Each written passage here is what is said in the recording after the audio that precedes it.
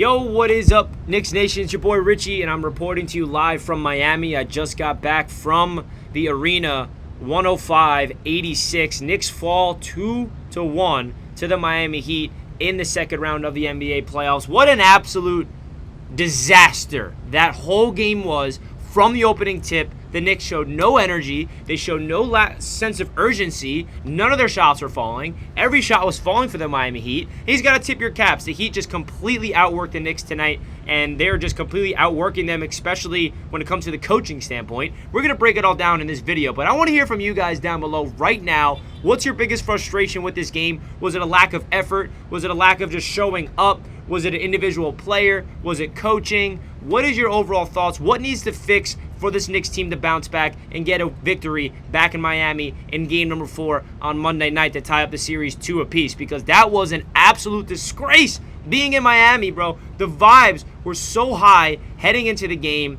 There was Knicks fans all over Miami heading in there. MSG South, let's go Knicks chants during the entire pregame intro. And Knicks fans showed out. I mean, I can tell you from being at the game, 15 to 20% of that arena were Knicks fans. And that's what the Knicks do in the playoffs. They go out there and just got absolutely blown out.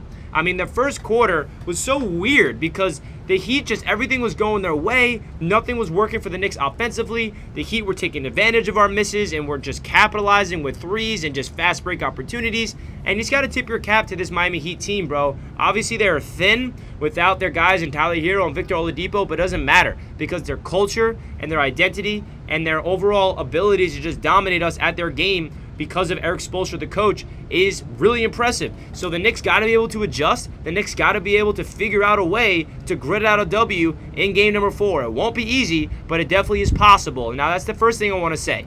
The series ain't over. And I know Knicks fans feel like it is because even the one victory we had against the Miami Heat in game number 2 didn't really feel like a satisfying victory because we versed the Heat without Butler and we barely beat them, and I get all that. But every game has a new story to tell, and I'm not going to sit here and say I'm confident that the Knicks can go out there and beat the Heat in game number 4, but it's possible. So let's hope.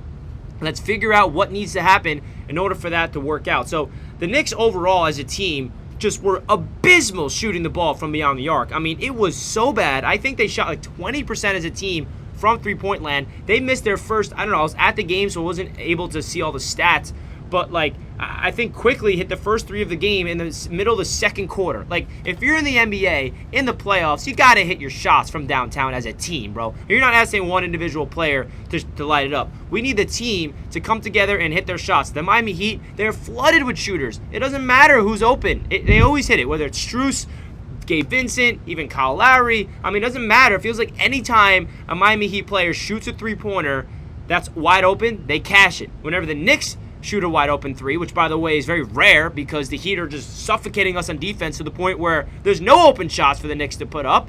They don't hit their shots. And the reality of the situation of this game, guys, is we just lack no effort. And I'm looking at Julius Randle, and Julius Randle didn't look good today at all. I mean, I'm not blaming the injury and like he's on one ankle, but like, bro, he did not look good. And I know some Knicks fans continue to blame the referees. Please don't be that fan. I mean, I know that the refs weren't in our favor today, but you got to say, game 2, the refs were in the Miami Heat favor. We did not lose this game because of the refs, okay? We lost this game because we cannot hit a shot from 3, and we cannot defend.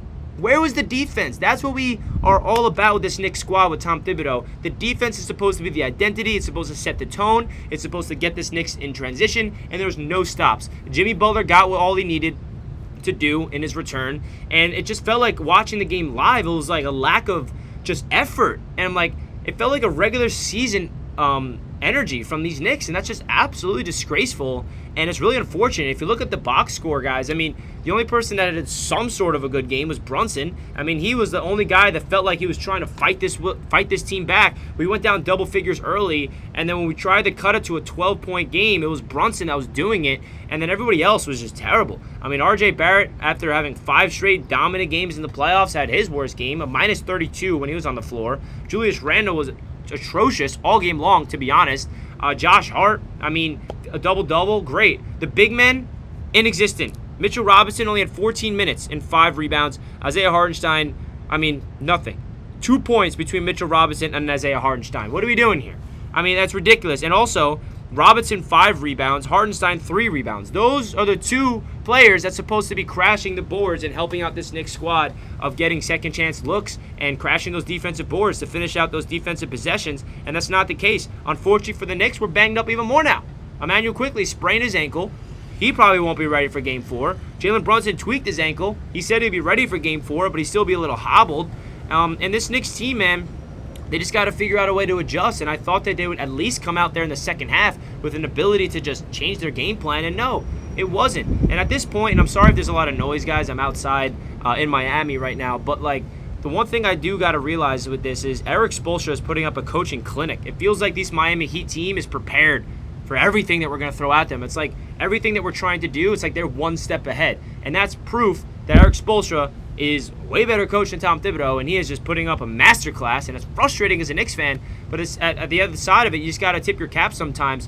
But at the end of the day, man, the Knicks got to be able to adjust. They can still steal a victory in Miami and make this series 2-2 heading back to the Garden. I'm not going to sit here and try to convince you guys that's even possible based off what we just saw at this game, but anything is possible. Every game is a new story to tell. We need to hit our shots, bro, from 3. I mean, I'm looking at Julius Randle. I'm looking at Jalen Brunson. Brunson, 0 for 5 from downtown.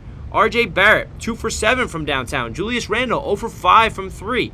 Where are we getting these sharpshooters from? Quickly, 2 for 8 from 3. I mean, the three-point shooting as a team, throughout this entire playoffs, by the way, even going back to the Cleveland Cavaliers series, has been nothing short of an absolute disgrace. So I don't know how this Knicks team is even this far without that three-point shooting. Oh, yeah, I know how. Defense, rebounding, and playing with more energy and playing with more physicality, but they didn't even do that. So that's a really frustrating, man. You know, as a Knicks fan that flew down this morning from New York City to come here to Miami for this game, and for them to put up that type of performance really does sting a little bit. I am freaking tired right now. I had a long day of traveling. But, guys, hit that like button if you guys enjoyed this video. I'm really pissed off, and I want to get your guys' thoughts right now. This is like a Knicks therapy session. Knicks fall 2-1 in the series to the Miami Heat. Let me know your thoughts down below in the comment section, guys, in terms of what you think this Knicks team needs to adjust in order to get the W in Game 4. Keep the vibes high. I know that this L is a fat L, and it hurts. You can't find any spin of a positive. I'm not trying to spin it, but let's continue to have faith in this team. It ain't over till it's over. You got to believe, folks. That's how I'm going to finish off this video. Let's go, Knicks. Down 2-1. All we need is one more dub in Miami Game 4. We go back home 2-2. Hopefully that will happen, but a lot has to go our way. A lot of adjustments, a lot of things needs to be fixed in these 2 days leading up to Monday night. So hit that thumbs up button, guys. I love you. Let's go Knicks. And I'll catch you guys back in New York when I'm there. And see you then.